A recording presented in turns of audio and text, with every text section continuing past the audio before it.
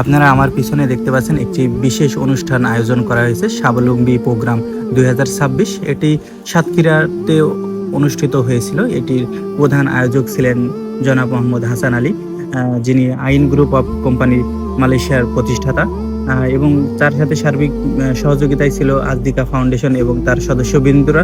তার সাথে আমাদের এখানে প্রধান অতিথি হিসেবে ছিলেন অধ্যক্ষ মোহাম্মদ ইজ্জতুল্লাহ, এবং তার সাথে আরও ছিলেন কবির বিন সামাদ, হজরত মৌলানা আব্দুল সালাম যুক্তিবাদী, মোহাম্মদ আনিসুর রহমান, রাজিবুল রহমান সুজন, সৈয়দ আনোয়ার হোসেন, মোহাম্মদ তরিকুল ইসলাম এবং আরও অন্যান্য সদস্যবৃন্দরা।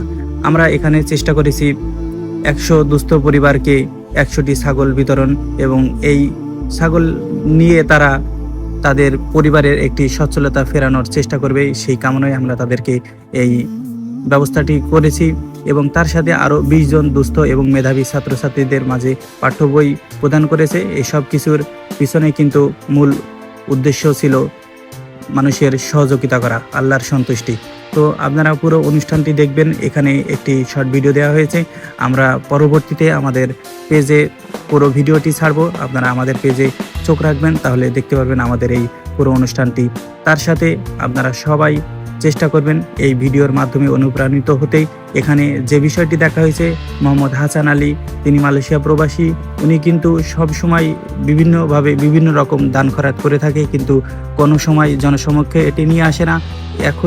এবারই শুধুমাত্র, যেহেতু এই প্রোগ্রামটি অনেক বড় করে করা হয়েছিল, তাই এখানে সবাইকে দাওয়াত দিয়ে এই প্রোগ্রামের মাধ্যমে মানুষকে অনুপ্রাণিত করা হয়েছে, যাতে করে তারাও ওনার মতো করে মানুষের পাশে থাকতে পারে, গরিব মানুষদের সাহায্য করতে পারে, আল্লাহর সন্তুষ্টির উদ্দেশ্যে মানুষ সব সময় যেন কাজ করতে পারে। সেজন্যই কিন্তু এই মূলত অনুষ্ঠানটি এইভাবে আয়োজন করা হয়েছিল, এবং এখানে বিভিন্ন ব্যক্তিবর্গদের অনুষ্ঠানে হাজির হওয়ার জন্য অনুরোধ করা হয়েছিল।